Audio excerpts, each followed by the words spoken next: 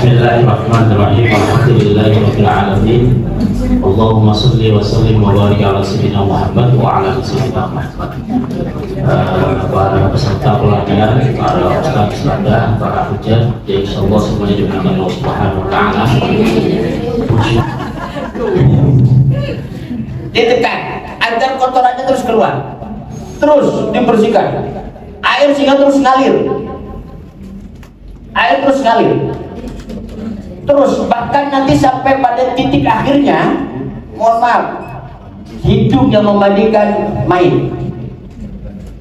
Begitu udah bersih, pasti bersih, yakin, usahanya udah oke, ditekan, coba ditunggu bau apa enggak, untuk memaksimalkan.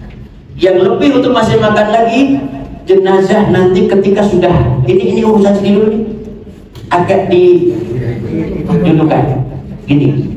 Nah, dengan main begini nanti ada yang bantu, betul kan? Untuk memaksimalkan. Sebelum disiram terus ya, iya, sebelum disiram. Ini belum masuk ke mandi sebetulnya, lagi merdoni, lagi menyucikan. Tadi kan menurutnya nantinya dihilangkan dulu. Oke, tidur ya. Nah, tapi ini juga ada ikhtilaf. Yang di dalam perut nggak perlu dikeluarkan karena bukan najis. Nyata dalam fikih kan itu yang namanya najis yang dhahir yang ada. Kalau belum keluar bukan najis. Kondisi Bapak Ibu semua, saya kita yang hadir kan kemana bawa najis itu. Kalau keluar, tapi kalau di dalam kan, maka nggak perlu ini dikeluarkan. Ada itu ketemu dengan orang yang mandikan seperti itu, oh iya, dia pakai pedoman itu. Nggak ngomong, jangan ngomong salah itu, mandi jenazahnya nggak sah itu. Nah, kalau nggak sah sebelum dibongkar lagi gitu. Itu jangan gampang-gampang menjustis. Ini ikhtilaf. Terus dibersihkan, bahkan terus kemudian dimiringkan. Miring.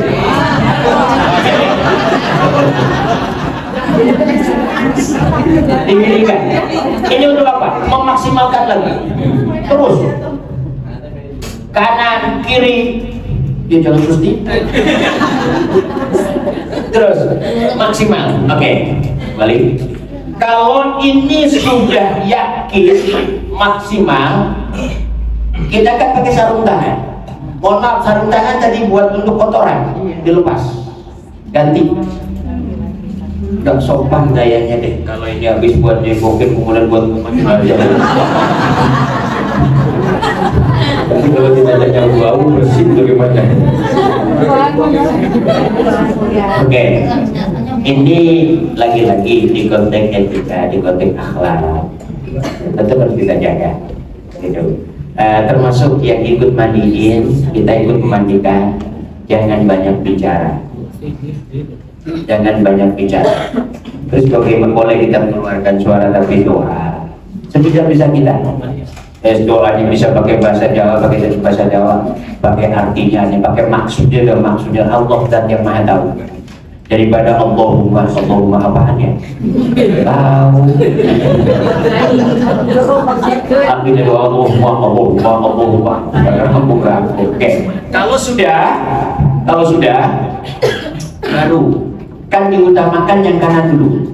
Maka yang memandikan, yang menjadi pemain inti boleh berpindah tempat, boleh tidak. Utamakan yang kanan dulu. Tadi kan sudah disiram oleh keluarga yang terbantu tadi. Nah, ini baru di mukadimah beri awal. Tapi kita secara khusus ya harus, dan kita serapi mungkin. Bahkan sampai saya tadi mana? Di kantong jas. Kantong jas ya. Hati-hati dengan duit yang dia. Oke. Lagi-lagi, umpamanya di sini tadi udah saya sampaikan. Di sini udah susah. Ini dibasahi, kemudian ditaruh sini, tarik. Biar semuanya kejangkau. Di ketiak, dimanapun. Itu harus serapih mungkin, sebaik mungkin. Oke, kayaknya memandikan udah rampung deh. Siapa yang belum jelas?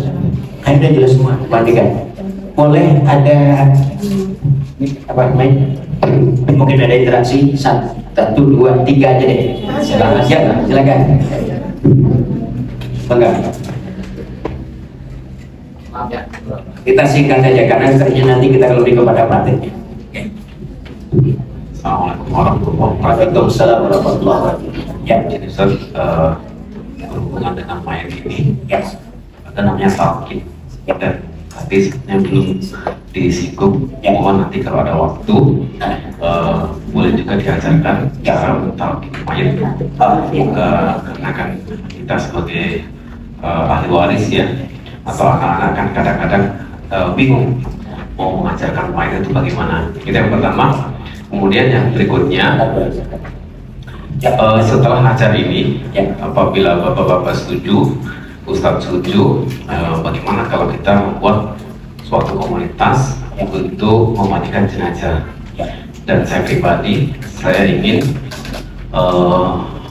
ketertarikan dalam komunitas ini, kemudian dengan catatan tidak ada mengharap imbalan. Karena harapan saya ketika kita baik dengan orang lain, insya Allah nanti ketika kita meninggal juga akan dibaiki orang lain. Kemudian Ustaz, saya lihat Ustaz juga sudah sering mempraktekkan urus jenazah ini. Kalau Ustaz berkenan, saya bersedia untuk dipanggil untuk menjadi asisten Ustaz. Dan sekali lagi, saya juga tidak mengharapkan apapun karena harapan kami ketika kita membantu orang, insya Allah nanti ketika kita dalam kesusahan juga akan dibantu oleh orang lain. Mungkin itu saja. Assalamualaikum warahmatullahi wabarakatuh. Waalaikumsalam warahmatullahi wabarakatuh. Cukup 3 dulu ya. Ini semuanya di sela-sela biar tidak lupa. Dari silakan. Langsung saja. Assalamualaikum warahmatullahi wabarakatuh. Assalamualaikum warahmatullahi wabarakatuh. Ustaz, mohon untuk masalah kubul sama dubur ya, perempuan itu dicebokin dulu atau gimana? Ya. Yes. Oke. Gitu aja. Ada lagi? Oke. Terima kasih. Satu lagi aja. Ya, sampingnya maupun sampingnya. Nanti akan kita berkelanjutan. Yuk, silakan. Assalamualaikum warahmatullahi Waalaikumsalam. wabarakatuh. Ustaz, yang mau saya tanyakan, ini kan mayat yang normal ya, yang tidak ada kasus. Bagaimana yang mayat perempuan yang habis operasi, dia kayak misalkan mengalami kanker payudara dan pendarahan ya, habis operasi itu saat dimandikan tidak berhenti gitu darahnya, itu gimana? Terima kasih Ustaz. Ya, terima kasih. Cukup 3 dulu. Yang pertama Ustaz tadi kaitannya talqin. Kata Rasulullah, "Lakinnu mautakum bila ilaha illallah." Ketika kita menghadapi orang yang sakaratul maut, jangan jauh-jauh ahli waris, tetap ditunggu, bimbing. Kalau memang kondisinya masih memungkinkan dengan kalimat la ilaha illallah. Kalau ternyata sudah sangat berat, cukup Allah. Kemudian ada yang lebih ekstrim lagi, cukup dengan itu domir kata ganti yang artinya dianya Allah. Tapi karena kita tidak hukum, ada orang sedang sakaratul maut ditalqin ini aliran apaan? Dosa tatang yang terus bagaimana? Allah. Karena ada apa sih di sini? Allah berfirman, yang diinfusikan dalam tubuh kita itu as-sam'a wal absara wal afidah. Pertama, ketika kita baru lahir, kemudian ada fungsi-fungsi dalam tubuh kita. Pertama, Allah menyampaikan as-sam'a, pendengaran. Maka besok ketika kita wafat pun yang paling akhir berfungsi as-sam'a, pendengaran. Bisa saja almarhum sudah tidak orang itu sudah tidak respon sama sekali, tapi yakin masih hidup, itu tetap bisikan Allah. Terus yang ketika menghadapi itu kan macam-macam, ada yang begini begitu.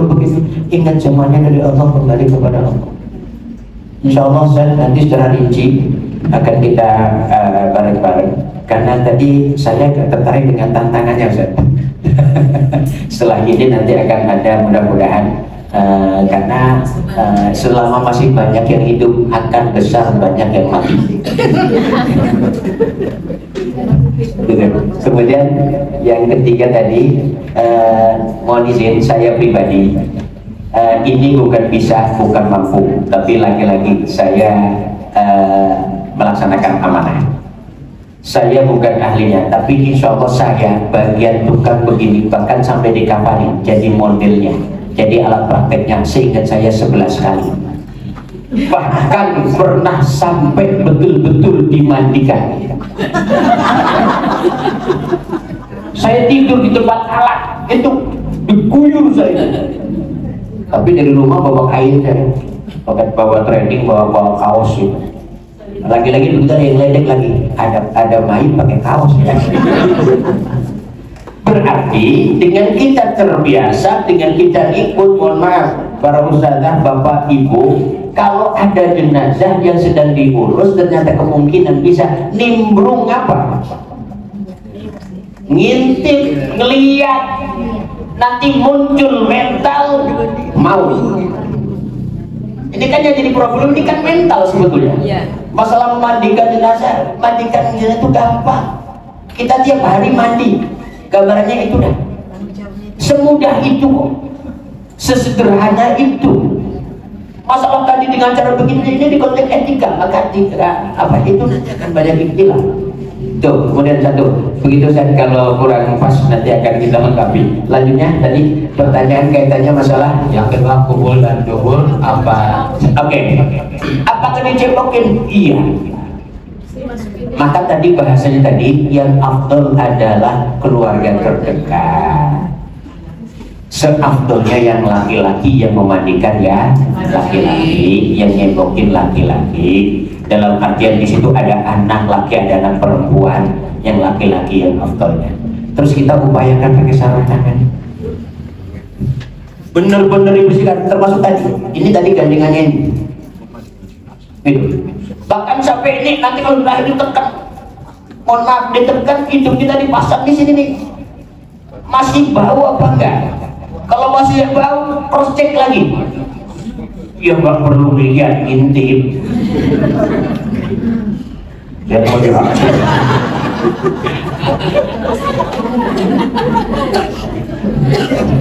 Maka dengan cara tangan ditadahkan di bawahnya, tangan ditadahkan di bawahnya, ini tekan. Kalau diangkat masih keluar kotoran, berarti setidaknya habis kotoran itu keluar perlu disucikan lagi, dibersihkan lagi. Yang dikeluarin atau enggak gitu? Oh, kotorannya. Ya, masuk apa tidak? Pertama itu sangat-sangat kondisional. Yang afdol masuk, yang afdol.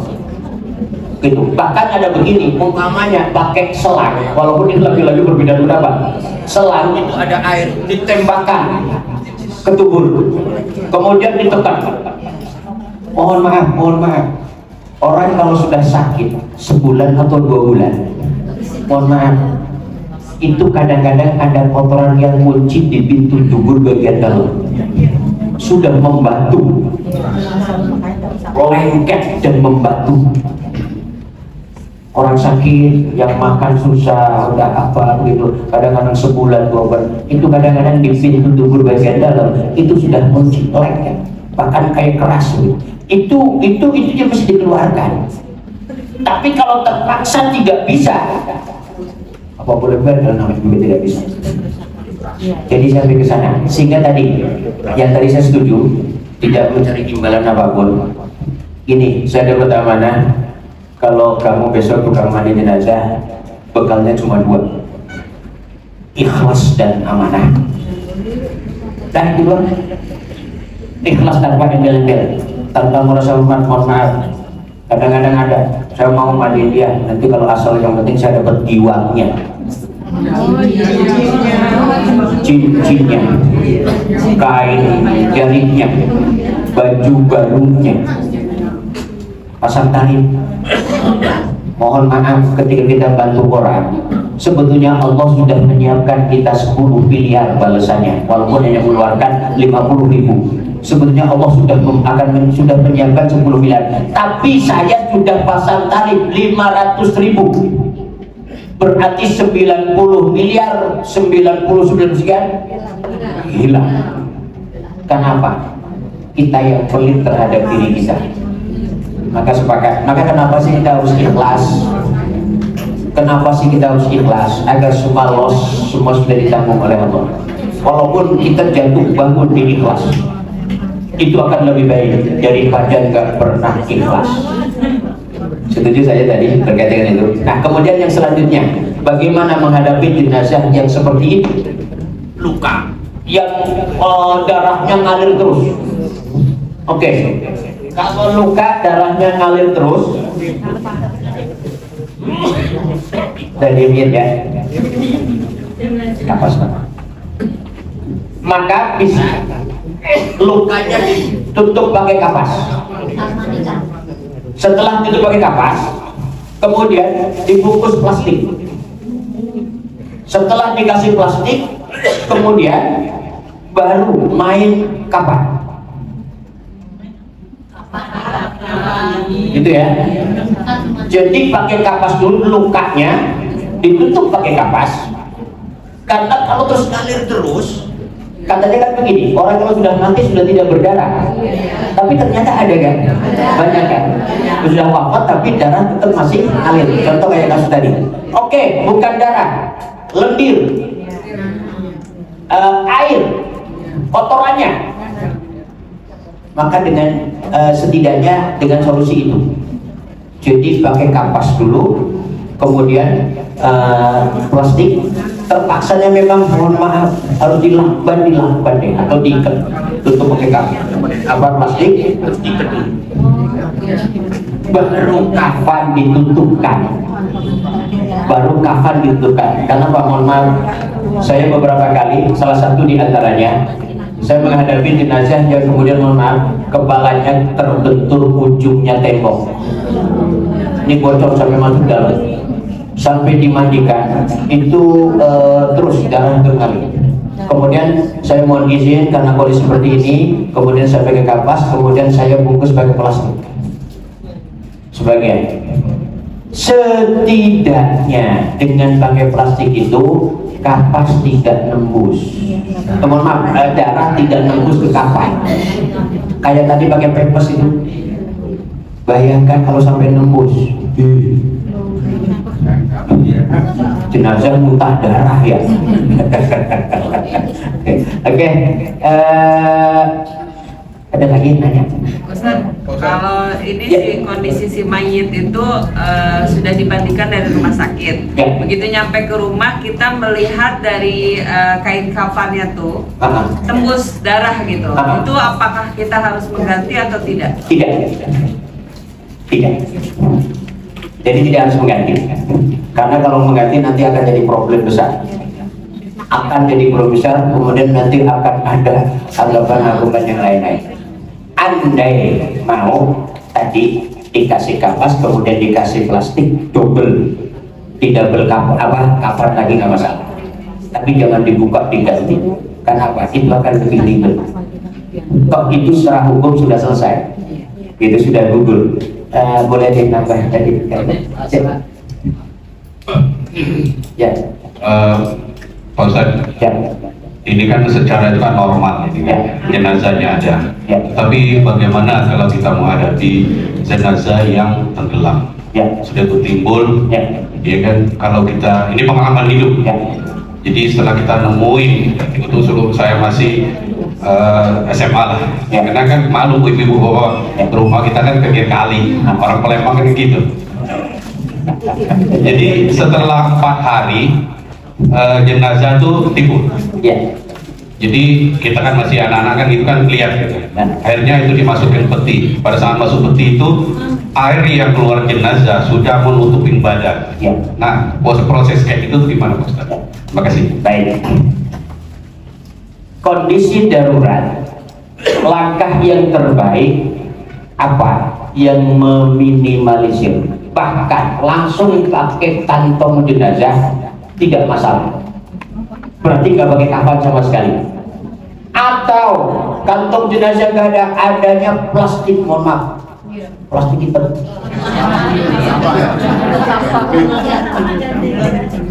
Atau nggak ada, kantong jenazah nggak ada, tadi plastik sampah nggak ada, adanya plastik wrapping. Yang buat wrapping itu, tapi aku buat nonton wrapping itu. Tapi upayakan. Nah, berarti lagi-lagi apapun ketika kondisi darurat, secara pokok wajiban harus dilaksanakan. Tetapi di situ ada hal-hal kayak contoh begini, umpamanya Anda jenazah tinggal kakinya doang yang ketemu. Bagaimana? Kakinya dimandikan, dikafanin, dimakamkan. Ada nggak kira-kira gitu? Sebenarnya ketemu cuma kakinya, kepalanya, badannya kemana nggak tahu. Ketemu cuma kakinya, ya sudah. Gitu. Jadi lagi-lagi ketika kita terus mengembangkan keilmuan, oh iya ternyata ada solusi terbaik dan selanjutnya. Ada lagi yang bertanya? Kalau tidak ada, ini dianggap mandikannya ya. Semoga itu. Ya, assalamualaikum warahmatullahi wabarakatuh. Assalamualaikum warahmatullahi wabarakatuh. Kalau misalnya ini Pak Ustadz, amputasi kaki ya? Ya. Amputasi kaki itu kan biasanya kalau kena gula, potong dulu nih kakinya, orangnya masih hidup. Nah kakinya itu kalau mau dimakamin itu juga sama, harus dimandiin, harus. Kakinya di mana itu? Betul. Ada orang yang diamputasi, potong, segini mamanya, udah dikuburin di mana gitu, terus, jarak 2 bulan mati. Ya, apakah kakinya itu mesti digali lagi, dicari lagi, enggak? Nggak perlu. Nggak usah digali lagi. Nggak perlu digali. Atau nanti kakinya dikumpulin Tapi kemarin itu terjadi ke kakakku. Nah, produk kontrak di kampung tuh Pak Ustadz, karena ada yang minta harus digali lagi. Nah, kan yang makam iya. Oke, jadi gini, insya Allah nggak terus kemudian besok terus bangun, mati saya kok bisa. Tidak seperti itu. Ya nggak apa-apa. Termasuk kayak tadi kaitannya apa yang ketika orang itu sesar atau apa gitu, itu kan tetap ada solusinya. Cukup ya? Mana? Ada lagi? Dari Bu Anilo. Ya, langsung saja. Ya. Mohon maaf Pak Ustadz. Ya. Tadi kan sebelum memandikan, itu kan orang yang normal saja langsung ambil sikap seperti itu. Ya. Jika ada orang yang meninggal itu sudah awalnya tidak ketahuan sehingga tangannya itu sudah mengkaku dulu gitu. Ya. Itu doanya apa? Kemudian Ya. Oke, doanya apa? Ya. Itu kita langsung aja doanya begini. Ya, Allahumma ya tentunya memang itu ada khusus ya. Sehingga begini, orang yang mandikan jenazah memang harus amanah, harus hati-hati, batinnya harus dijaga, pikirannya harus dijaga. Memang banyak orang salafus soleh, para kiai kita, para ulama kita punya doa khusus yang tadi nggak bisa jadi bisa. Makanya bahasa saya seperti tadi, yang tukang mandikan jenazah tertuntut bisa ngurus, gitu, tertuntut bisa ngurus. Setidaknya Bismillahirrahmanirrahim. Bahkan mohon maaf, saya dapat ilmu tambahan ketika sedang merdohin, lagi bagian ini, doanya apa? Doa masuk kamar mandi. Allahumma inni a'udzubika minal khubuthi wal khaba'ith. Begitu selesai, alhamdulillahilladzi adhaba 'anni hadza wa 'afani. Itu doa. Masya Allah, ketika ilmu yang kayaknya nggak disangka-sangka itu lagi. Ada bahkan bin haitsu la yahtasib. Gitu, Pak Haji tadi, maka ini terakhir ya, karena setelah ini langsung praktek ngapain ya, itu saja. Ya. Terima kasih Pak Ustaz. Jadi yang kaitannya dengan kaki yang diamputasi, karena kejadian ini sebelum apa namanya sebelum meninggal itu kakinya sudah diamputasi dulu 2 hari sebelum meninggal. Nah setelah 2 hari itu meninggal juga orangnya. Nah setelah itu saat itu ya memang disatukan gitu ya. Disatukan. Apakah itu memang ya bagian dari kaki itu termasuk dimasukkan ke kaki itu? Ya. Harus apa tidak? Ya, gitu. Tidak ada keharusan. Tidak ada keharusan. Kalau masih memungkinkan kan kasusnya sama kayak tadi. Harus digali dikumpulkan lagi. Terjadi kontrak perdebatan. Nah, tentunya kalau digali lagi dikumpulkan, repotin apa enggak? Kalau repotin orang yang dimakamkan, ngapain dibuat harus dikumpulkan sih? Gitu. Wah, nanti besok di akhirat nggak punya kaki. Itu kan akal kita. Itu akal kita.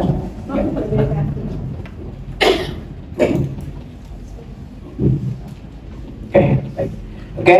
Terus satu lagi nih Pak Ustadz, kalau ada anak yang meninggalnya di dalam kandungan, apakah itu diproses seperti apa namanya jenazah?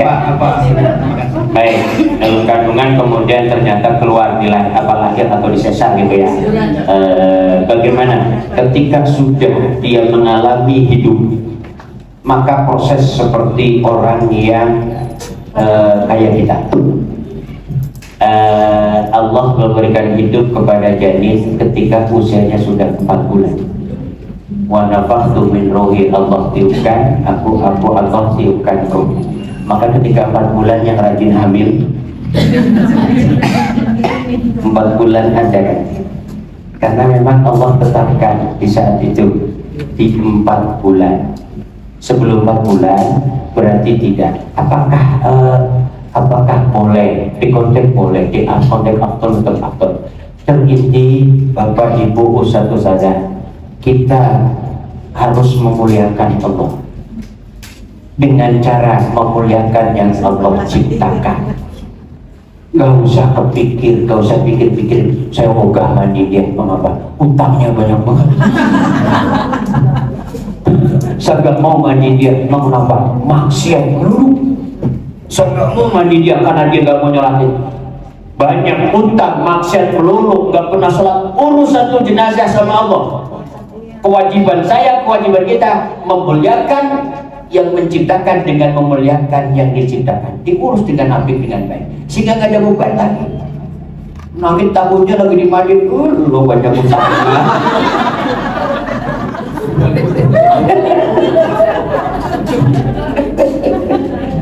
Ya tidak seperti itu. Los, maka tadi ikhlas dan amanah. Udah, nggak ada embel-embelan lagi. Dan ini perlu ditata. Termasuk, mohon maaf, ketika kita akan terjun mandikan jenazah, upayakan kita punya wudhu. Upayakan kita punya wudhu. Kalau kita punya wudhu, koneknya dengan Allah lebih mudah. Gitu. Cukup ya, karena udah jam 3. Setelah yang satu lagi nih boleh. Kalau jenazahnya pakai gigi palsu dan apakah harus ditanya dulu atau bagaimana? Kalau jenazahnya pakai gigi palsu bagaimana? Tidak harus dilepas, kecuali gigi palsunya emas. Zaman dulu kan ada gitu ya, Ustaz Pak ya. Orang tua dulu itu ada yang pakai giginya gigi emas, cabut. Lumayan. Ini bukan di konteks lumayan sebenarnya, di konteks hukum kan kita nggak boleh jenazah dimakamkan dalam membawa harta benda. Nanti akan muncul fitnah. Nanti digali lagi, nanti lumayan gigi palsu tapi emas kan. Bagaimana kalau giginya seperti itu? Mohon maaf, baik permanen, semi permanen, ketika gigi itu sudah dipasang. Pamannya begini, mohon maaf, saya ketemu seorang tersebut, setiap ketemu itu ganteng, cakep, apa, begitu sakit. Kemudian yang namanya sakit biasa, wajar sebagai manusiawi gitu. Kemudian agak kurus, begitu wafat, saya nggak tahu kalau orang itu pakai gigi palsu. Begitu sudah wafat, giginya dicabut, jadi ompong peot. Akhirnya saya usul, makanya kemarin cakep banget, sekarang begitu mati jelek banget. Wala taftinna ma'da. jaga. Jadi tidak harus pokoknya dicabut, tidak harus. Kalau itu menimbulkan tangkapan terbaik, udah nggak usah dicabut. Apalagi udah gigi permanen, nanti pakai tas, pakai palu, pakai gigi gitu. Maka hal seperti ini kan bisa kemungkinan terjadi. Tentunya tidak bisa maksimal kita hanya 1 jam 2 jam. Insya Allah banyak hal. Maka tadi usulan Ustaz sangat merespon saya. Mudah-mudahan nanti kita bisa terus menambah, karena al ilmu nurun, ilmu itu cahaya, ilmu itu terus berkembang dan berkembang. Oke? Itu saja Pak Yiri, ya. Belum selesai urusan saya. Oke. Sekarang kaitannya mengkafankan jenazah. Kain kafannya mana? Ini yang sudah di oke. Baik. Mudah-mudahan beliau ini pas nanti, karena itu untuk latihan. Baik. Ada nata kain kafan, ada yang dengan cara silang. Begini. Ada yang tidak, di mana penempatannya. Cara silang ketika itu kondisi fisik jenazah umum, selayaknya kita begini. Tapi kalau ternyata jenazah itu gemuk, maka jangan dengan silang, ditumpuk begini. Bukan silang lagi begini, ditumpuk begini. Jadi setengah-setengah boleh bilang, kan jadi lebar. Maka kondisi seperti itu tadi 3 atau 5 bukan patokan wajib. Bukan patokan wajib. Oke, sekarang anggap saja karena kondisinya ini seperti ini,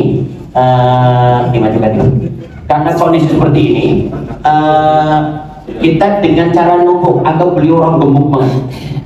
Oke. Salah satu tujuan disilang itu apa sih? Agar mudah membentuk di pocongnya. Di sana sebetulnya. Tapi kita dengan sisi ditumpuk ya. Ini untuk yang pertama bisa dengan lembaran lurus. Lurus. Yang paling pertama. Namun sebelumnya tentunya kan perlu tali. Tali tadi mana?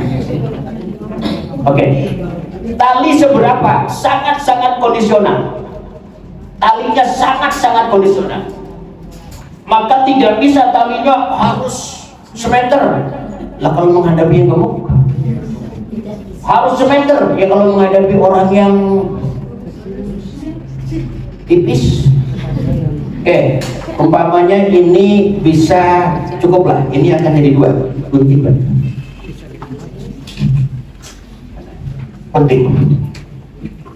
Guntingnya kok hilang? Diambil ibu kan?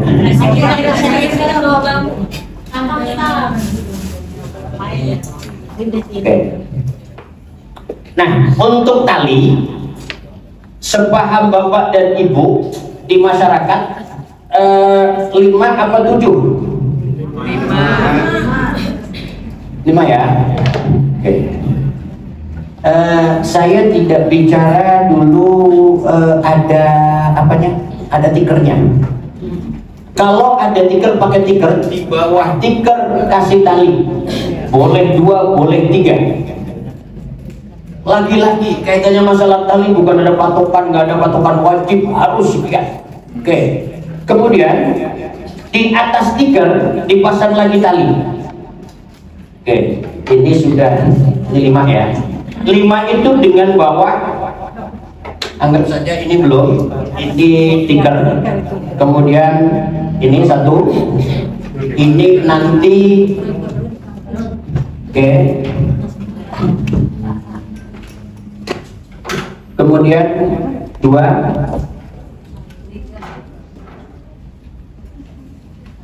3, 4, 5. Selesai. Ditata, diluruskan. Oke. Kita dengan sistem yang tidak silang, biasa. Dengan sistem tumpuk. Tentunya karena jenazah kepalanya di sini, Kita kanan dulu. Nah, separuh. Jangan sampai jatuh. Oke, satu lagi dulu. Tumpuk di atasnya sini. Oke. Luruskan. Nah, di sini saja sudah terjadi ikhtilaf. Ini ada kaul mengatakan ini sudah 3. Tapi ada kaul mengatakan enggak, ini baru 2. Karena fungsinya memang kalau dia di sini fungsi baru 2 fungsinya nih, gitu kan? Dari sini sudah terjadi ikhtilaf, maka ngurusin durasi ikhtilafnya banyak banget, perbedaan pendapat. Oke, anggap saja ini sudah, anggap saja ini sudah selesai nih, mau 2 atau 3. Selanjutnya kita harus bikin yang untuk awal pertama menutup aurat. Awal pertama untuk menutup aurat, maka boleh kita ukur dengan badan kita. Pamannya diukur begini, kayak orang pakai sarung gitu, ukuran sarung. Oke, baik, mohon maaf. Ini kita bagi 2.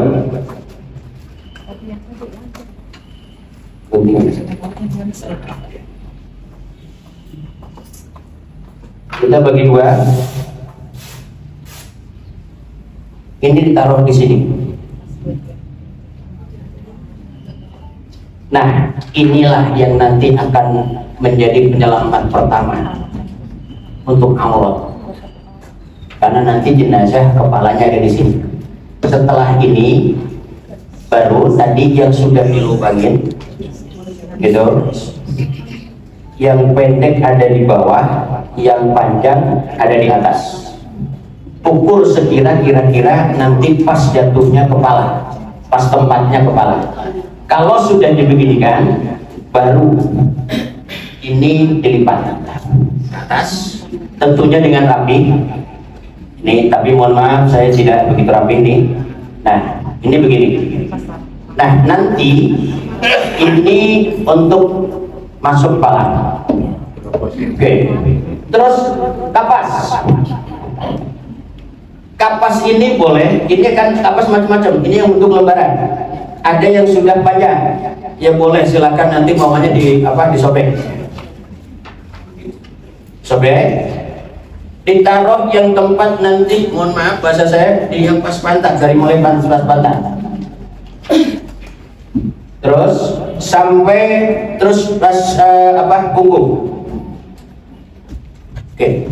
Nah, tadi disampaikan di keterangan setiap lembaran dikasih parfum wangi-wangi atau kapur barus. Itu silakan saja. Bahkan saya udah beli bubuknya. Bumbu ini. Kalau yang mau pakai duluan silakan. Tapi ini bukan di bab wajib ini ya, bukan di bab wajib. Kapur barus termasuk juga bukan wajib. Jadi ini nggak wajib kembang, bahkan kadang-kadang sampai ditaburin kembang gitu ya. Ada yang ekstrim banget, ngapain pakai kembang? Kembang kan belum tentu suci. Yang jualan kembang salah-salah. Ya kalau ngomong begitu juga begitu, ngapain makan ayam? Ayam yang potong juga nggak benar. Gitu, terus panjang itu urusannya. Gitu. Nah, kita bahas itu. Nah, andai terpaksa tidak ada, kita melihat tidak ada yang nggak pakai seperti ini, tidak usah dipermasalahkan. Ini bukan masalah di ranah wajib. Oke. Selanjutnya jenazah saya. Mohon maaf, pamannya nih. Ini ketika digotong, mohon maaf, digotong itu dari tempat dimandikan, terutama yang bagian pantat, bagian sini. Ini jangan sampai begini, karena kalau sampai begini, fisik kita ketika sudah lepas roh tidak ada lagi katup yang kunci, maka besar kemungkinan nanti akan tetap keluar. Maka tadi ditutup tubuhnya bisa mulai dari ketika dimandikan, setelah dimandikan tutup, bahkan bila perlu diikat.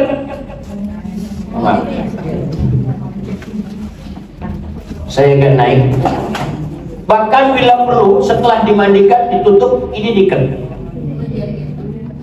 Nih, biar ini nggak buka, nggak renggang, diikat. Nah, yang megang, yang angkat bagian ini jangan sampai, kalau gambar saya sering menggambarkan, jangan sampai jenazah terus begini lurus. Maka yang megang bagian sini harus kuat, harus kuat. Karena jangan sampai ketika dia dilipat begini perut ketekan, besar kemungkinan akan keluar kotoran, muncul masalah. Ketika keluar kotoran harus dimandikan lagi apa tidak? Itu tinggal kita pemahamannya lewat mana. Gitu. Karena ada yang mengatakan tidak harus, karena itu sudah sangat darurat dan kondisi-kondisi yang sangat tidak baik. Baik, siap jenazah naik.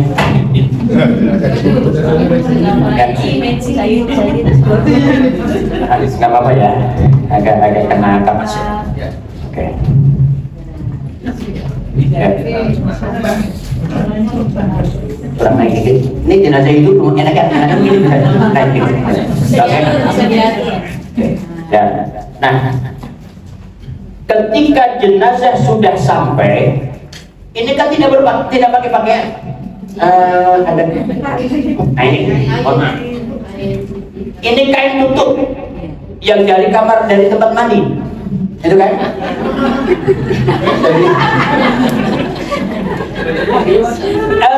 Jangan serta-merta kemudian dibuka. Wah, lagi nggak pakai pakaian. Nah, kan tetap harus dijaga. Tetap main di bawah kain. Yang memandikan ngatur kainnya di bawah tangannya, itu dua kain. Tarik gini, terus jaga. Rapetin. Nih, dijaga. Jadi ini jangan sampai main dibuka saja. Tetap awak harus dijaga. Oke, tetap. Nah, ini pengaman pertama ini. Ini kan tadi kurang lebar ya, mohon maaf. Ini pengaman pertama nih. Tentunya sebelum ini dipasang, dikasih kapas. Tadi mana kapas yang sudah dibuka? Oke, ini dikasih kapas. Di bagian mana? Bagian perut. Mohon maaf, bagian aurat, kelamin. Dipasang dulu. Ini untuk apa? Maka ada istilah kapas itu sebetulnya untuk memperindah bentuk pocongnya aja sebetulnya. Andai tidak ada kapas itu bukan satu yang wajib. Tutupkan. Oke. Kalau sudah tertutup seperti ini, udah aman ini. Udah aman. Andai pun ini terbuka, mohon maaf, kain tutup tadi buka, ini sudah aman ini. Bagian ini. Oke, kalau sudah, kemudian jenazah dikasih kapas, bisa bagian bawah sini, tuh, kanan di atas kiri, sampai itu yang satu lagi dibuka, terus ini ditempel, gitu. Nah, semua ditempel itu, termasuk telinga.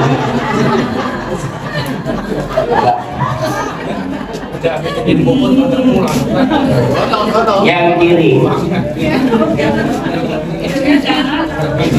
hidung.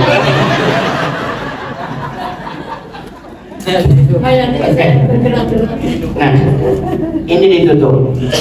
Lagi-lagi itu bukan jenazah wajib, bukan sebuah keharusan, tetapi untuk mengantisipasi seandainya ada kotoran. Maka kalau habis memandikan itu ada yang mengajarkan begini, ketika sudah rapi dan semuanya, jenazah itu dimiringkan. Agar apa? Yang di telinga biar keluar, yang di mulut juga biar keluar, terus ke kiri, ke kanan. Gitu, dimiringkan. Kalau itu udah pasti, itu enak diurut ya. Kalau ini sudah tertutup semuanya, baru ini dimasukkan, diangkat. Ini mohon maaf, ini agak dilebarkan. Nah, diratakan.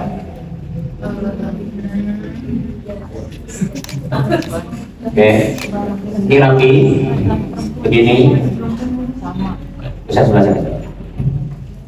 Nah, yang ini dimasukkan aja, ditaruh di bawah badan. Itu.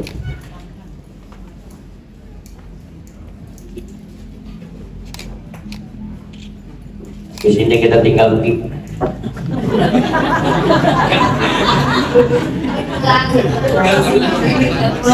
urusannya sama ahli warisnya, biarin aja.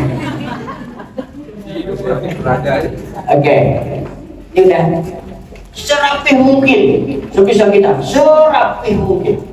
Gitu. Jangan sampai masih kendor. Nah, terus ketika ini sudah, kepala dulu apa kaki dulu? Tentunya kaki dulu. Bagian kaki. Nah, oke. Tadi ini kan dengan jenazah yang gemuk. Nah, saya memakai yang jurus pakai jenazah yang gemuk. Kalau tidak cukup disilang. Kalau kayak beliau seusia segede beliau itu sebenarnya cukup dengan silang. Gitu. Oke. Terus kiri dirapi apa kaki harus dirapikan dulu. Serapi mungkin. Nah, ini pun sambil ditarik ke belakang, ke bawah, bukan ke belakang, ke bawah. Karena nanti untuk memudahkan agar bisa diikat. Oke. Terus ujungnya dulu serapih mungkin. Oke. Nah, kalau sudah ngikatnya itu di sebelah kiri, berarti mau satu mau dua silakan, mau satu kali mau dua kali. Tapi kalau dua kali biasanya itu menyusahkan yang melepas di bawah. Cukup sekali. Oke, diikatkan tadi. Nah, biasanya pakai tanda yang pendek untuk ditarik, yang panjang tidak. Ternyata kepanjangan ya sudah, nanti tinggal digunting. Oke, tapi nanti di sebelah sini, bukan sebelah sini, bukan sebelah atas, karena nanti jenazah akan miring. Begitu miring, sudah miring, nanti akan mudah melepasnya. Walaupun bisa saja jenazah ini talinya dilepas ketika sebelum dimiringkan, bisa saja terjadi. Tapi yang umum dengan cara seperti itu. Terus kemudian terus dirapikan. Ya, jadi di pinggir ke kiri, di pinggir di badan bagian kiri. Tadi sudah pamit sama istrinya belum?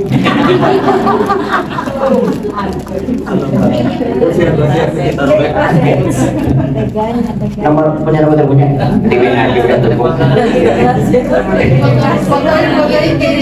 Oke. Buka lagi ntar ya.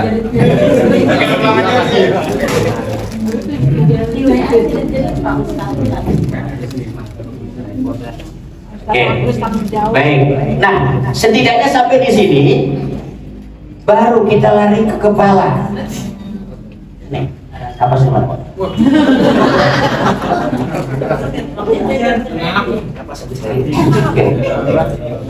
Ini kan kadang-kadang ada yang menyiapkan bantal yang pakai kembang, terus kemudian bikin dijahit. Ada yang kalau saya lebih cenderung pakai hanya cuma pakai kapas saja. Karena Pak, mohon maaf, kalau pakai bantal pertama repotin orang. Yang kedua, kalau pakai bantal itu kan kayaknya putih, isinya kembang. Kadang-kadang itu nembus, dianggap itu kotoran. Padahal itu mawar merah, kemudian kena terus nembus gitu. Oke. Kemudian kita dengan pakai bantal.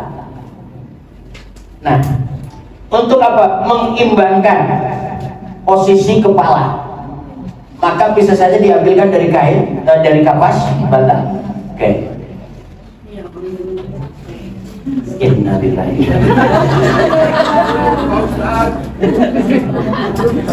Oke. Belum ya? Untuk sorban itu bisa dengan begini. Ini kain begini. Ini bisa dibentuk bersegitiga. Terus kemudian dikasih tali sininya, kemudian ditaruhkan sini. Atau bisa dengan kapas. Contoh untuk yang lebih sederhananya pakai kapas. Dibikin kapas yang panjang, disobek. Karena ini kapasnya kapas lembaran. Biasanya ada kapas yang panjang itu. Nah, kemudian yang rapi. Terus ini ditaruh gini. Ini anggap jadi rapi ya. Oke. Ini. Ustaz Wisnu. Jangan marah.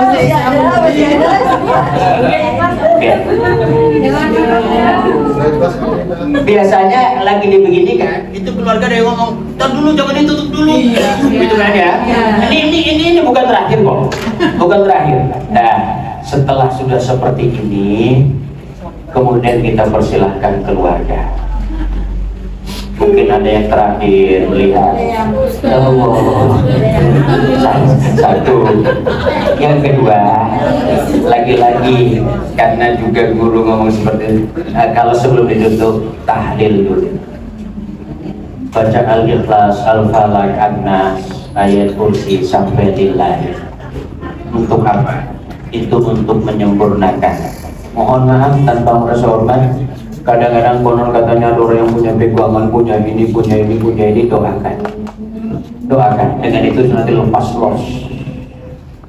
Setelah itu silahkan keluarga. Nah, kalau sudah selesai semua, udah ikhlas, atau ternyata Ustaz, jangan ditutup dulu deh. Kenapa? Ini anak baru sampai bandara dari Palembang. Ditutup dulu boleh, tapi jangan diikat. Boleh ditutup.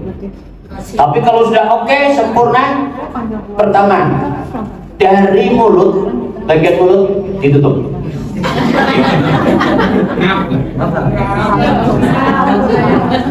Bisa nafas.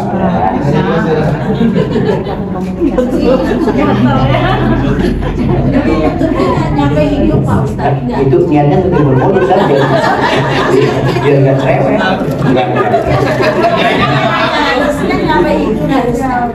Terus setelah itu, ini paling terakhir, dengan ditutup wajahnya. Sudah ikhlas modal itu semua ketemu semua. Ikhlas. Bismillahirrahmanirrahim. Oke, ditutup. Kalau sudah ditutup ini seperti ini, baru ini dirapikan. Bentar saja, paling hanya 5 menit. Dirapikan. Terus. Oke. Nah, untuk ikat tentunya utamakan yang atas dulu ini.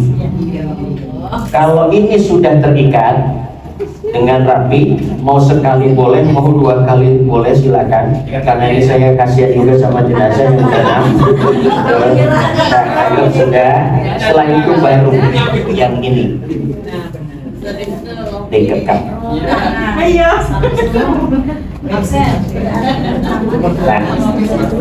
Khususon almarhum Bapak Wisnu.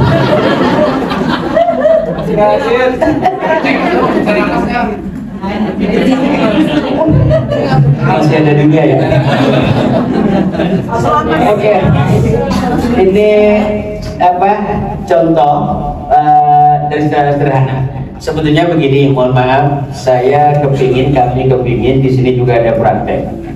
Tetapi dari sisi tempat dan waktu, kayaknya belum mungkin. Tapi kita sudah punya gambaran. Di sini bukan lagi ilmu yang baru, di sini bukan lagi sesuatu yang baru. Ini sudah, cuma kita di sini perlu ada ilmu, yang ilmu itu menambah mental kita. Semakin kita punya ilmu, semakin percaya diri dengan keilmuan yang ada, yang tentunya itu akan lebih baik lagi. Baik. Kok ada jenazah keringetan?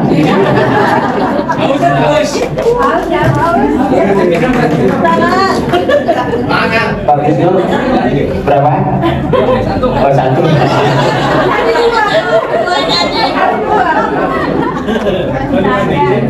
Oke, sangat-sangat jauh dari kesempurnaan.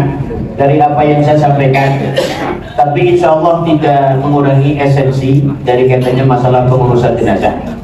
Sekali lagi, ini kalau umpamanya 10, ini mungkin baru 1%-nya. Masih ada 9 yang harus kita gali, yang harus kita pahami. Baik, dari tadi masalah memandikan jenazah sudah, kemudian ada adzan. Oke, kalau ada adzan kita sebentar break dulu adzan. 5 menit lah. Baik. Suci. Karena ada yang berpendapat kalau jenazah sudah dimandikan, sudah suci, sudah bersih, sudah diwudukan, belum disolatkan kok keluar lagi kotoran, maka wajib dimandikan lagi. Aduh. Kaul yang kedua, pendapat yang kedua, tidak harus, karena secara pokoknya kewajiban sudah gugur. Karena lagi-lagi kodrat kita sebagai manusia ketika kita sudah wafat, sudah tidak ada yang menguji. Kemudian setelah sudah oke, dengan posisi yang standar sesuai dengan syariat, ini kiblat ke sana, kepala ada di sini, satu saja orang mensolatkan, kewajiban sudah gugur. Ketika kewajiban itu sudah gugur, kok jenazah itu keluar kotoran, sementara jam segini sudah dimandikan, mau dimakamkan esok. Ini kalau Jakarta jam segini kuburan udah tutup, ini kantornya udah tutup. Maka saya pesan besok kalau mati jangan kagok waktunya. Nanti ngabari Pak Ustadz dulu. Jangan kagok. Kalau ada orang ini di Jakarta, orang wafat jam segini, besar kemungkinan dimakamkannya besok. Besok itu pun nunggu gali itu bisa 2 jam. Jam buka jam 8, jam 8 buka. Kalau 2 jam berarti jam 10 atau jam 11 baru pemakaman. Sementara jam segini atau jam 5 sudah dimandikan. 5, 6, 7, 8, 9, 10, 11, 12. 1, 2, 3, 4, 5, 6, 7, 8, 9, 10. Berapa tadi? Ada 17 jam. Pasti sudah keluar kotoran. Tetapi ketika sudah disolatkan, kewajiban sudah gugur. Walaupun nanti keluar kotoran, disolatkan yang kedua, ketiga, keempat, kelima, ke-10, keberapa, itu sudah tidak masalah. Ini solusi terakhir. Maka mohon maaf ketika ada keluarga kita yang wafat. Ini yang standar, kita bicara standar. Segera siap-siap ketika ini proses lagi dikafankan, sudah dia siap untuk memandikan, walaupun mensolatkan, walaupun 1 orang, gugurkan dulu kewajiban sehingga tidak terjadi jenazah sudah dimandikan di Jakarta, dibawa ke kampung, belum disolatkan, disolatkannya di kampung. Mobil jenazah itu jalannya cepat, kalau gitu. Katanya mobil jenazah kalau jalan cepet gitu ya? Enggak cepet gimana, supirnya maunya ngebut, yang kedua kan merah, ya cepet. Enggak, itu jenazah apa ambulan didorong sama lain, lah kayak di atasnya gimana mau dorong sih? Itu mah mitos. Itu alasan aja supirnya gak sabar. Kalau maksudnya supirnya gak sabar, ya ngantri gak sabar. Standar bisa kok. Standar bisa, sampai-sampai mohon maaf, saya kalau ada jenazah, alhamdulillah risalah itu ada ambulan yang mau menggunakan silakan, yang mau sudah mulai daftar silakan menggunakan ambulan. Ini jenazah kalau ambulan bawa, supir tolong beriring-iringan dengan keluarga. Saja beriringan dengan, karena apa? Kalau seandainya jenazah sudah sampai tempat, ternyata anak, istri, cucunya masih di belakang. Ini kan kadang-kadang nunggu-nunggu juga. Kalau bareng datangnya belum nyaman, hikmat, terkondisi dengan baik. Gitu. Ini baru sekian persen, jauh dari kesempurnaan, apalagi dengan keterbatasan ilmu saya. Maka insya Allah mudah-mudahan setelah ini nanti akan ada kita bersama-sama. Jangan berpikir Allah fardu kifayah ini hukumnya fardu kifayah, tapi mencari ilmu tentang bab ini tetap fardu ain. Mencari ilmu kan fardu ain, kewajiban kita untuk menuntut ilmu. Baik, itu sebagai sambungan saya. Mungkin kurang lebih ada waktu 10 menit untuk ada yang nanya tadi, mungkin ada yang belum, dari kaitannya masalah memandikan, mengkafankan, terus mensolatkan. Ini sedikit sebelum mensolatkan jenazah itu, kalau laki-laki imam lurus kepala jenazah. Kalau jenazahnya wanita, lurus perut atau dada, turun dikit. Ini apa sih maksudnya? Ini hebatnya ulama kita. Gak perlu woro-woro. Kalau yang paham, imamnya pas kepala apa pas perut?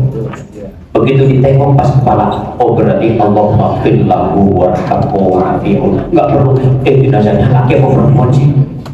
Tahu. Nah, ya kalau yang ditanya tahu, kalau yang ditanya nggak tahu, begitu lihat imamnya pas kepala, pasti pakai hu. Kalau ternyata pas perut, pakai ha. Wah, ulama kita tuh nggak kalah hebatnya, nggak kalah alimnya. Cuma kadang-kadang kita terbatas tentang hal tersebut. Nah, bisa nggak dibalik? Boleh-boleh saja. Laki-laki pas ke perut, perempuan pas kepala. Tapi itu takutnya yang pakai pedoman itu nanti kalau pakai uha gitu. Allah maghfir lahu wa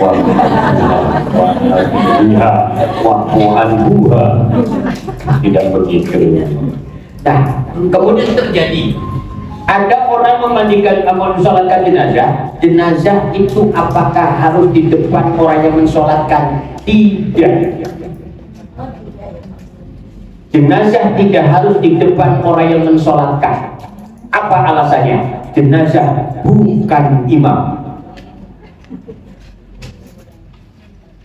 Di Masjidil Haram, di Masjid Nabawi, waktu sholat maktubah selalu ada sholat jenazah. Jenazahnya gak tahu di mana. Apakah ada di depan dekat Ka'bah? Ini bisa saja terjadi. Bisa saja terjadi.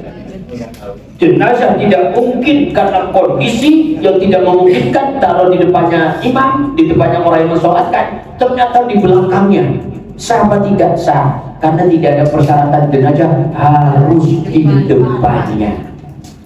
Tapi orang Indonesia bahasa mensolatkan. Ada yang ngain. Mana yang disolatkan?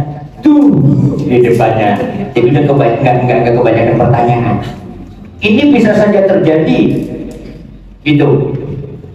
Maka kalau kita pahami, ya udah, ini bisa kondisi begini. Toh tidak menyentuh halal haram, tidak menyentuh sah atau tidak sah. Tapi ini di konteks etika. Hanya jangan kemudian mentang-mentang kita sudah seperti ini di Indonesia dibikin begitu, wah udah biar aja di mana aja, yang penting kita ngolatin. Lah habis itu ribut, jenazah gak sah itu disolatin. Emang kenapa lo jenazahnya kagak di depannya? Yang jadi pemahaman pertama, jenazah bukan imam, maka jenazah tidak harus di depan orang yang mensolatkan. Baik, 10 menit ke depan mungkin yang bertanya tadi. Ya, dari belakang dulu. Nanti terus oke. Assalamualaikum warahmatullahi wabarakatuh. Waalaikumsalam warahmatullahi wabarakatuh. Nama saya Musliman. Siapa ini? Pak Ustadz, saya ingin tanya dan juga ada sedikit masalah seperti curhat itu. Yang saya ketahui itu ada dua ulama atau dua kelompok katakan yang berbeda pandangan. Yang satu menyatakan diwudukan dulu sebelum dimandikan. Ada perbedaan seperti itu. Terus yang kedua, cara menggotong jenazah atau kalau bahasa Jawanya menggotong jenazah itu, ada yang punya pendapat kakinya yang di depan, kepalanya yang di depan. Ada dua kelompok juga. Khususnya untuk saya sendiri, karena saya tahunya atau menjalankannya, yang pertama saya wudukan dulu. Terus kalau gotong, saya tetap kakinya yang di depan. Cuma yang saya rubah, yang tetap saya besarkan, awas yang namanya mengiring jenazah, bawa jenazah itu nggak pakai ngomong-ngomong. Kalau bahasa Jawanya dikir, bahasa Jawanya bahasa kebumennya dikir, jadi jangan sampai kalau ngidul istilahnya. Mohon penjelasan Pak Ustaz. Assalamualaikum warahmatullahi wabarakatuh. Waalaikumsalam warahmatullahi wabarakatuh. Ya, ada dua yang tadi disampaikan. Dari yang poin 1, ini diwudukan dulu apa dimandikan dulu? Gitu. Dua-duanya benar. Dimandikan dulu baru diwudukan atau diwudukan dulu baru dimandikan. Namun kalau saya memakai dimandikan dulu baru diwudukan, gitu. Tapi yang monggo yang mulai karena ini ikhtilaf, karena memang lagi-lagi ketika bicara pendapat pasti bicara ikhtilaf, berbeda pendapat. Kemudian yang kedua, ngotongnya ini kepalanya yang di depan, kakinya yang di depan. Kepalanya dulu, kakinya dulu. Kepala. Ayo, yang kepala dulu, duduk. Kaki duluan. Lagi-lagi ini bukan di ranah sah atau tidak sah. Karena begini, dalam kita menerapkan memberlakukan hukum, ada kaidah usul fikih mengatakan begini, pedomannya dua, benar dan umum. Pedomannya dua, benar dan umum. Benar sesuai dengan aturan Allah dan Rasulnya. Esensinya apa? Dianterin ke makam, dimakamkan. Itu kan proses mengantri, proses ngantri, gitu. Nah, tetapi umumnya di situ mana dulu? Kaki dulu apa kepala dulu? Jangan saya pedomannya kepala dulu, di situ umumnya kaki dulu. Wah, kakinya dulu, kepalanya dulu, kakinya dulu, nggak jalan-jalan itu kan. Itu teknis. Tapi ini memang perlu kita pahami, kearifan lokal harus kita junjung. Benar dan umum. Kalau benar saja nggak umum akan terjadi problem. Kalau umum saja kemudian nggak benar, masalah besar. Benar dan umum. Oke, jadi begitu sehingga dua-duanya kelihatan di jawaban ini sudah mengenal. Gitu Pak. Tadi pagi, maka. Assalamualaikum warahmatullahi wabarakatuh. Waalaikumsalam. Terima kasih atas untuk menghindari jenazah itu mengeluarkan, apalagi setelah dimandikan, andai kata terjadi orang meninggal sore atau malam itu akan dimakamkan besok, itu sebaiknya dimandikan besok pagi atau malam itu atau gitu untuk menghindari. Terima kasih Pak. Baik. 4 jam sekarang dimandikan besok, itu lebih baik dimandikan besok apa dimandikan sekarang? Kalau dimandikan sekarang akan besar kemungkinan keluar kotoran, bahkan mungkin 100% keluar kotoran. Kalau besok begitu selesai dimandikan langsung dimakamkan. Oke. Terus kalau dimandikan sekarang udah rapi, kemudian dimakamkan besok, tetap akan keluar kotoran. Pasti itu akan keluar kotoran. Karena mohon maaf, menurut dokter ahli kesehatan, 6 jam setelah napas kita, nyawa kita lepas, itu sudah proses pembusukan. Maka Rasul memberikan info, jangan lama-lama dipercepat. Itu maksudnya. Tapi kan tidak serta-merta. Ini bukan perintah wajib, tapi himbauan dari Rasulullah, mengantisipasi. Mohon izin, ini saya Kalau saya lebih cenderung kepada dimandikan dahulu, walaupun disolatkannya, dimakamkannya besok. Karena ketika sudah dimandikan, orang datang takziah, posisinya sudah oke, datang. Tidak hanya kadang-kadang ada ibu-ibu, tapi Bogor ke Solo. Tapi kadang-kadang kejadiannya pada ini takziah cuma ikut belasungkawa ya, belasungkawa ngapain? Kata Rasulullah, barang siapa yang takziah kemudian ikut mensolatkan, ada orang muslim yang wafat ikut mensolatkan, maka Allah berikan pahala sebesar 1 kilo. Dan barang siapa ikut juga memakamkan, maka akan mendapatkan 2 kali, berarti 2 kilo. Rasul ditanya, kilo itu berapa ukuran gambarnya Rasul? Rasul menuju Gunung Uhud. Berapa juta kilo? Berapa ratus, berapa juta kintal? Apa kata Rasul? Minal dahab, dari emas. Maka kalau kita ada saudara kita yang wafat, jangan cuma datang. Kalau bisa untuk bapak-bapak ini ikut nyolatkan, ikut menyolatkan. Karena insya Allah kalau kita rajin ikut mensolatkan, besok begitu kita wafat, orang pada rebutan nyolatin kita. Kata Rasul, barang siapa seorang muslim yang disolatkan oleh orang muslim yang baik, yang siddiq 40 orang, maka dijamin surganya. Dijamin surganya. Insya Allah besok ketika kita bisa takziah, waktu kita bisa bergabung untuk mensolatkan. Kadang-kadang ada yang merasa, nggak mau, emang kenapa? Saya pakai lepis.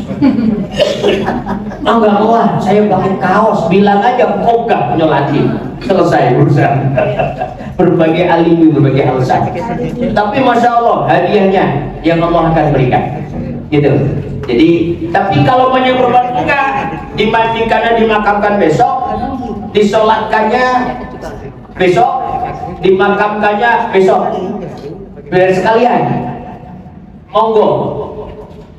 Tapi kalau yang tadi saya sampaikan, saya pribadi lebih cenderung kepada wafat jam sekarang, dimandikan jam sekarang, gitu. Kemudian kalau ada rotasia bisa masuk.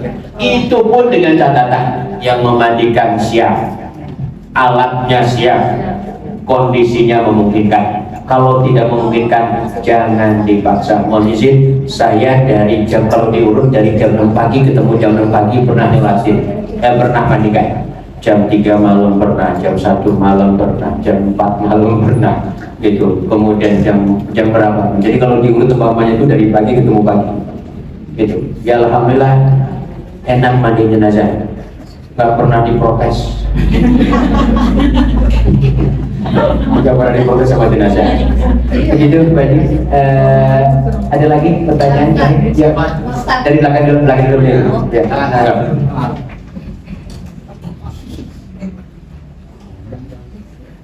Assalamualaikum warahmatullahi wabarakatuh. Waalaikumsalam warahmatullahi wabarakatuh. Demikian Ustaz, di daerah kita itu ada yang memakamkan jenazah, waktunya malam.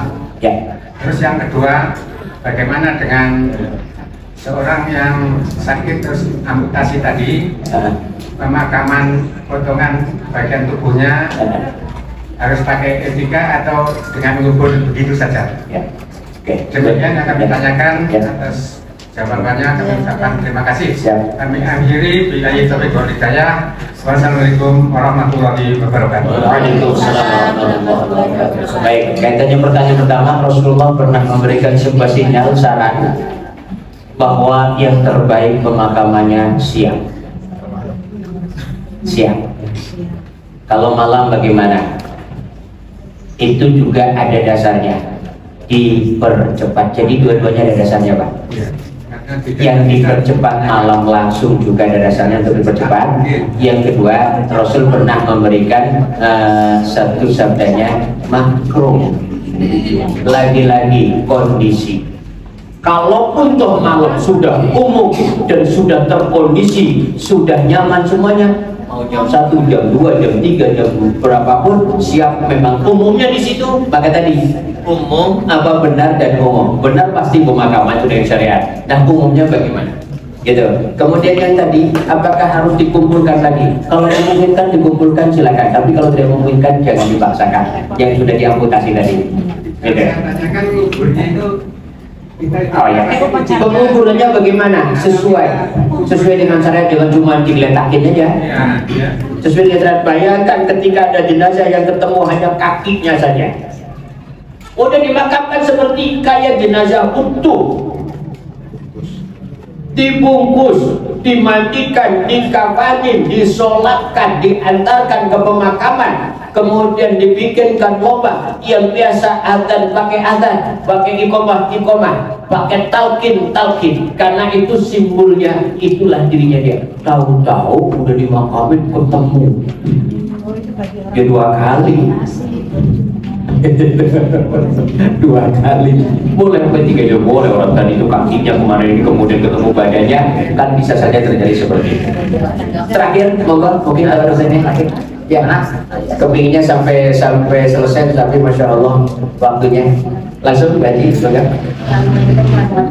Assalamualaikum warahmatullahi wabarakatuh. Kalau dari yang saya baca ini, kalau untuk mayat yang perempuan kan dipakaikan ini yang penutup burung dari yang saya pernah lihat itu dibuat celana. Itu sebenarnya yang mana yang lebih afdol gitu? Oke, baik. Termasuk untuk laki-laki juga kadang-kadang dibuatkan celana kayak sempak gitu ya. Itu lagi-lagi sebetulnya untuk menguatkan sini. Kalau sini sudah kuat, baik laki-laki atau perempuan tidak perlu. Umpama dulu mohon izin, saya awal-awal selalu pakai itu yang dibentuk kayak sempak gitu, celana gitu ya. Tadi mau dikatakan seperti itu, tetapi itu ternyata kalau dipakaikan itu kadang-kadang nggak pas, naruhnya harus ngangkat, harus begini. Ini rentan. Dengan pada akhirnya dengan kelipat perlu ketekan, nanti takutnya keluar kotoran gitu. Maka akhirnya saya kemudian bawahnya dilapisin kapas, kemudian atasnya itu dengan kapas. Itu di teknis. Kalau ternyata itu memungkinkan, lakukan seapik dan sebaik mungkin gitu. Baik para bapak, ibu, para ustadzah, para orang tua saya, para ustadz, semuanya kepinginnya sampai Ramadan inilah Allah menyuguhkan kepada kita sesuatu yang nikmat. Terus kurang. Insya Allah bagian dari rasa kurang ini bagian dari kita dikarunai dan diberkahi oleh Allah dan dikehendaki oleh Allah untuk ilmu kita nambah. Yuk kita baca Fatihah kita kepada Allah. Semoga apa yang sudah kita lakukan menjadi ilmu yang bermanfaat. Satu. Yang kedua, Allah berikan barokah kepada kita dan tentunya kita semuanya dalam naungan ridha Allah Subhanahu wa taala. Ala nabiyyina wa bil qabuli al-Fatihah. A'udzu billahi minasyaitonir rajim. Bismillahirrahmanirrahim. Alhamdulillahi rabbil alamin. Arrahmanir rahim. Maliki yaumiddin. Iyyaka na'budu wa iyyaka nasta'in. Ihdinas siratal shiratal ladzina an'amta 'alaihim ghairil maghdubi 'alaihim waladdallin. Paling terakhir, saya tidak luput dari salah kurang hilaf, kefakiran dan keterbatasan ilmu saya. Tidak cukup rasanya kalau kita hanya seperti ini. Saya tidak bisa menjadi pedoman dan saya bukan memberi ilmu, saya bukan pemberi bintang, tapi semuanya minallah. Ilmu dari Allah, untuk Allah dan kesemuanya lillah. Demikian, terima kasih. Salam kurangnya mohon maaf. Waalaikumsalam warahmatullahi wabarakatuh. Wallahul muwaffiq ila aqwamit thoriq. Wassalamualaikum warahmatullahi wabarakatuh. Waalaikumsalam warahmatullahi wabarakatuh. Baik, terima kasih kami ucapkan kepada guru kita yang sudah menyampaikan banyak ilmu untuk kita semua. Mudah-mudahan ilmunya bermanfaat untuk kita. Amin ya Allah ya Rabbal